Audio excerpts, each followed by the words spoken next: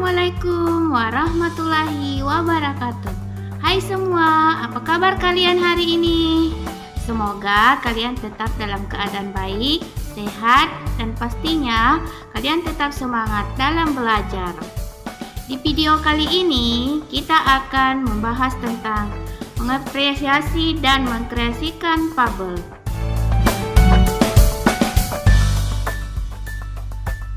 Mengenali ciri fabel.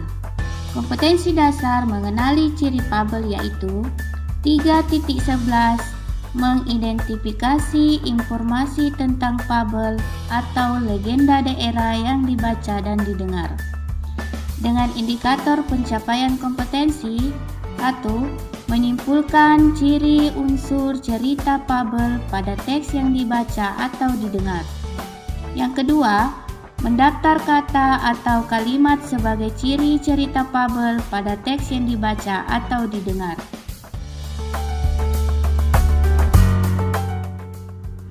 Apakah kalian pernah membaca cerita Nasihat si Angsa Tua, Lebah si Gudang Madu, Semut dan Ratu Lebah, atau Kancil dan Buaya? Nah, itu semua merupakan cerita fabel. Jadi, apa yang dimaksud dengan cerita fabel?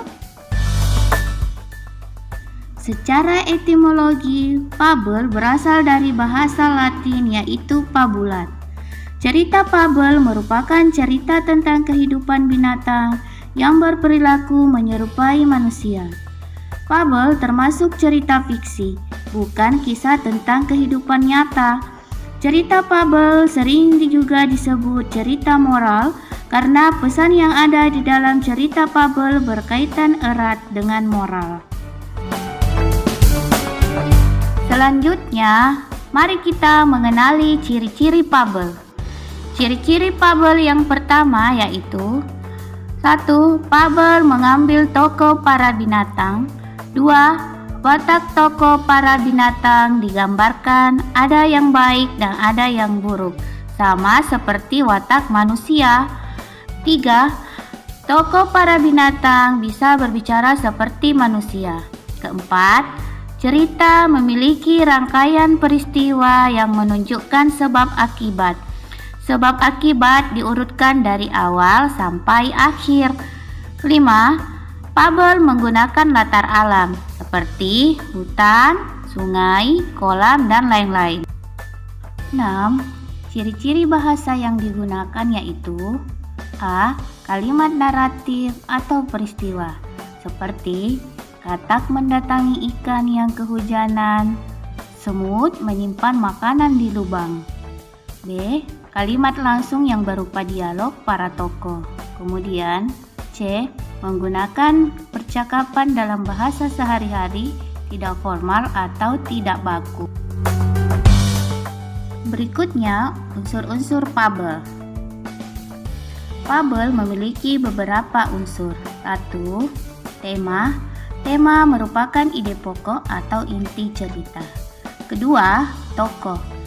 Pemeran dalam cerita. Tokoh terdiri dari pertama, tokoh protagonis yaitu tokoh baik, tokoh antagonis berupa tokoh jahat, kemudian tokoh tritagonis yaitu tokoh penengah, tokoh figuran atau tokoh pemeran pembantu.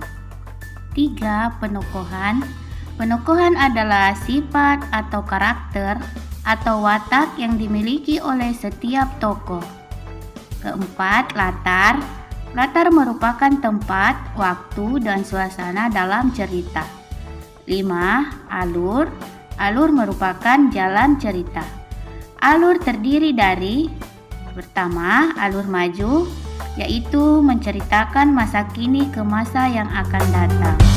Alur mundur, menceritakan masa kini ke masa lalu. Alur campuran, gabungan dari alur maju dan alur mundur. Kemudian yang keenam, sudut pandang. Sudut pandang merupakan gaya pengarang dalam bercerita.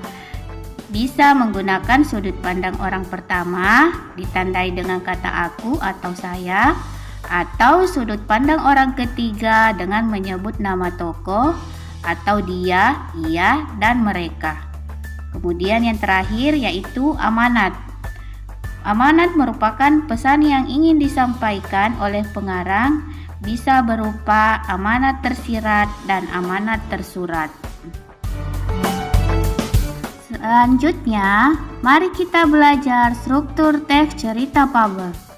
Struktur cerita fabel terdiri dari A. Orientasi. Orientasi bagian awal dari suatu cerita yang berisi pengenalan tokoh, latar, tempat, dan waktu. B. Komplikasi. Konflik atau permasalahan antara satu dengan tokoh yang lain. Komplikasi menuju klimaks. Selanjutnya C. Resolusi. Resolusi bagian yang berisi pemecahan masalah. Kemudian D. Koda. Boleh ada dan boleh tidak. Koda merupakan bagian terakhir fabel yang berisi perubahan yang terjadi pada tokoh dan pelajaran yang dapat dipetik dari cerita tersebut. Nah, sekarang mari kita simak bersama contoh teks cerita fabel berikut. Belalang Sembah. Suatu hari di sebuah kebun anggur, tinggallah sebuah keluarga semut dengan anggota jumlahnya yang sangat banyak. Semut ini membuat sarangnya dari daun-daun, lalu mereka tempel menggunakan cairan seperti lem yang mereka keluarkan dari mulutnya. Para semut melihat bahwa musim gugur akan segera berlalu dan akan segera datang musim dingin yang cukup panjang. Ketika musim dingin, makanan akan sangat sulit untuk didapatkan.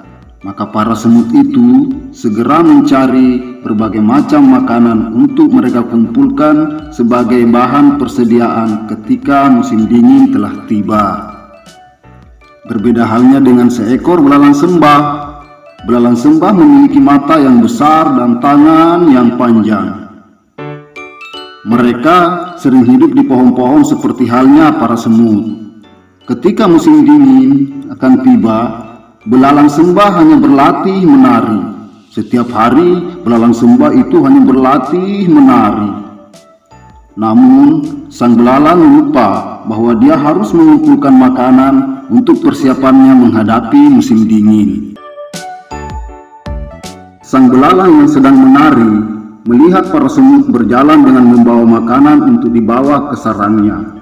Sang belalang sembah heran dengan apa yang dilakukan semut. Lalu dia bertanya kepada salah satu semut tentara yang sedang berjaga di dekat para semut pekerja.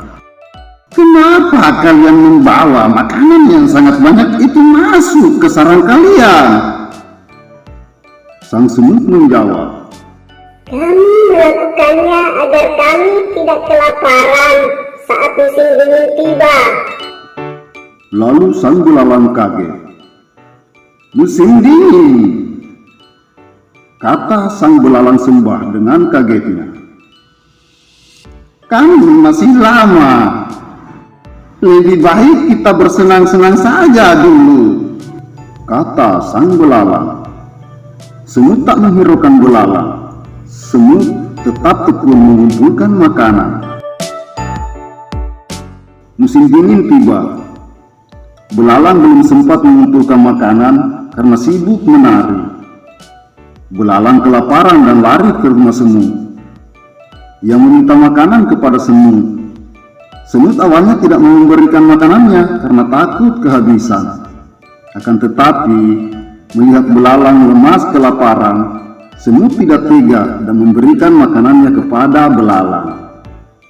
Belalang pun kembali bugar dan dia berjanji untuk dapat mengelola waktu dengan baik sehingga tidak berakibat buruk.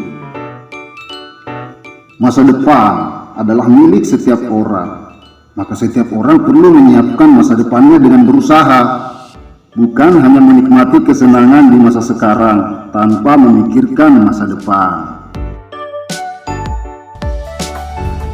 Demikianlah penjelasan materi tentang teks cerita fabel hari ini.